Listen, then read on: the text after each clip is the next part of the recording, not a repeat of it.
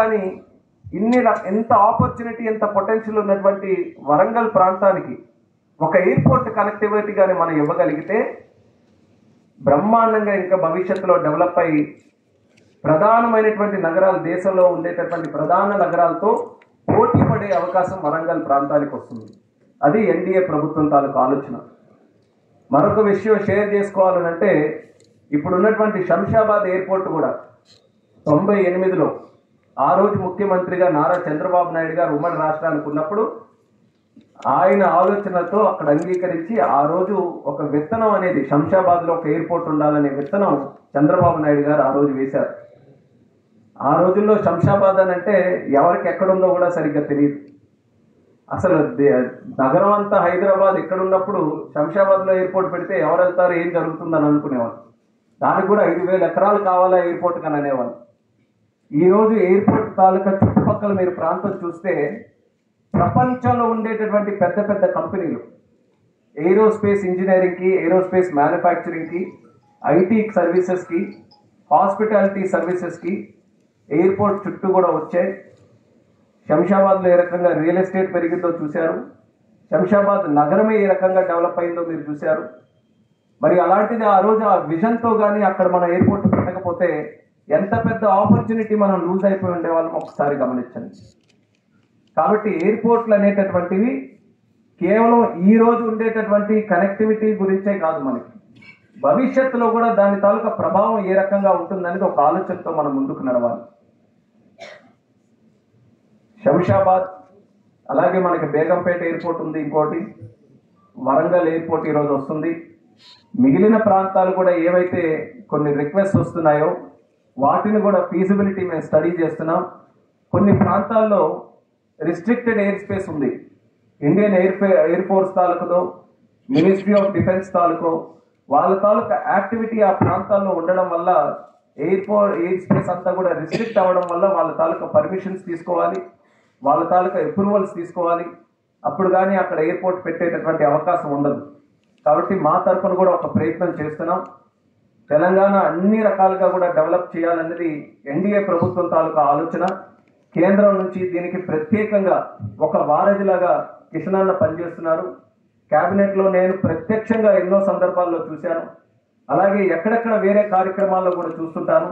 ఎక్కడ అవకాశం వస్తే తెలంగాణకి అభివృద్ధి కోసం ఏ రకంగా మనం సహకరించాలి, నిధులు ఎలా తీసుకొని రావాలని ప్రప్రథమంగా కేంద్రంలో కార్యక్రమాలు ముందుకు నడిపిస్తున్నటువంటి వ్యక్తి కిషన్ గారు. అటువంటి వ్యక్తి ఆధ్వర్యంలో ఎన్నో కార్యక్రమాలు భవిష్యత్తులో చేయడానికి ఒక మంచి అవకాశాలు ఈ ప్రాంతానికి ఉన్నాయి. అలాగే నేను కూడా రిప్రజెంట్ చేసే తెలుగుదేశం పార్టీ మాకు జన్మనిచ్చినటువంటి స్థానం ఈ తెలంగాణ రాష్ట్రం చూసుకుంటే, అటువంటి రాష్ట్రానికి ఎంతో రుణపడి ఉన్నాం. చాలా ప్రేమ, చాలా అభిమానం మాకు ఇచ్చారు. ఎప్పుడు చంద్రబాబు నాయుడు గారు మాట్లాడినప్పుడు ప్రత్యేకంగా ఈ యొక్క ప్రాంతం గురించి, మన రాష్ట్రం గురించి మాట్లాడుతూ ఉంటారు. అటువంటి రాష్ట్రానికి సివిల్ ఏవియేషన్ మినిస్టర్గా ఈరోజు రిప్రజెంట్ చేస్తూ మళ్ళీ ఆ రుణం ఈ రకంగానైనా తీర్చుకునే అవకాశం నాకు కూడా దక్కడం నేను చాలా అదృష్టంగా భావిస్తున్నాను. చిత్తశుద్ధితో పనిచేసి మా మినిస్ట్రీ ద్వారా ఈ యొక్క ప్రాంతానికి ఒకటి ఎయిర్పోర్ట్స్ డెవలప్మెంట్ ఎలానో ఉంది, అలాగే ఏవియేషన్ కూడా ఒక హబ్ ఇక్కడ క్రియేట్ చేయాలి. ఏవియేషన్కి సంబంధించి ఏరోస్పేస్ మ్యానుఫ్యాక్చరింగ్ ఇండస్ట్రీస్ అవి వస్తే మన యువకులకి కూడా చాలా ఉద్యోగాలు వచ్చే అవకాశం ఉంటుంది. దాన్ని కూడా మేము ప్రమోట్ చేస్తున్నాం.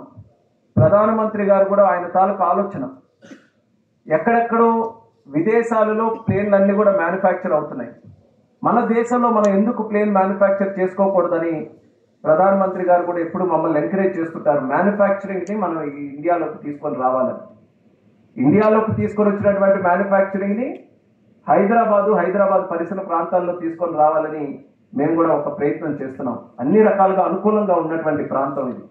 వెదర్ పరంగా కానీ, ఇన్వెస్ట్మెంట్స్ పరంగా కానీ దానికి కేంద్ర ప్రభుత్వం నుంచి ఒక ప్రత్యేకమైనటువంటి దృష్టి పెట్టి తెలంగాణ రాష్ట్రాన్ని అభివృద్ధి చేయాలని ఎయిర్పోర్ట్స్ ఈ రకంగా ఒక ప్లానింగ్ పద్ధతిలో ముందుకు నడుస్తున్నాం. ప్రస్తుతానికైతే కేంద్ర ప్రభుత్వం నుంచి రావాల్సినటువంటి క్లియరెన్స్ అన్ని రకాలుగా కూడా చేశాం. మిగిలింది ల్యాండ్ ఎక్విజిషన్ కానీ పూర్తయితే గ్రౌండ్ లెవెల్లో కూడా పనులు స్టార్ట్ చేయడానికి ఎయిర్పోర్ట్ అథారిటీ నుంచి మేము సిద్ధంగా ఉన్నాం.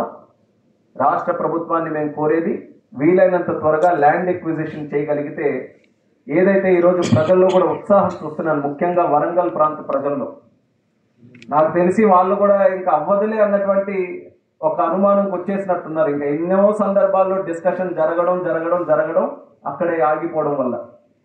కానీ ఇప్పుడు అన్ని రకాలుగా సహకరిస్తూ ఈరోజు నిర్ణయం తీసుకొని ముందుకెళ్తున్నాం. ఇంకెందులో ఆలస్యం జరగకూడదు అనేది మా తాలూకు ఆలోచన. ఎయిర్పోర్ట్ అథారిటీ మాస్టర్ ప్లాన్తో సహా సిద్ధంగా ఉన్నారు. ఏ రకంగా అక్కడ ఎయిర్పోర్ట్ రావాలి, రన్వే ఎలా రావాలి, టెర్మినల్ బిల్డింగ్ ఎలా రావాలని. సో ల్యాండ్ ఎక్విజిషన్ కోసం, ల్యాండ్ కోసం ఈరోజు వేచి చూస్తున్నాం. అది కూడా వచ్చిన వెంటనే పనులు కూడా ప్రారంభిస్తామని తెలియజేసుకుంటున్నాం. Thank you. జరిగింది. అందుకే ప్రధానమంత్రి గారు చెప్పడం జరిగింది, తప్పకుండా ఆ యొక్క మాట ఏదైతే ఇతర దేశాలకు ఇచ్చామో ఆ మాట కూడా ఈరోజు మనం నిలబెట్టుకున్న వాళ్ళం అవుతున్నాం. రెండవది, నేను రాష్ట్ర ప్రభుత్వాన్ని కూడా కోరుతా ఉన్నాను, ఎంత తొందరగా వీలైతే అంత తొందరగా ఈ యొక్క వరంగల్ ఎయిర్పోర్ట్కి సంబంధించినటువంటి భూసేకరణ పని పూర్తి చేసి ఎయిర్పోర్ట్ అథారిటీకి హ్యాండ్ ఓవర్ చేయాల్సిందిగా కూడా నేను తెలంగాణ ప్రజల తరఫున రాష్ట్ర ప్రభుత్వాన్ని కూడా కోరుతా ఉన్నాను. ధన్యవాదాలు.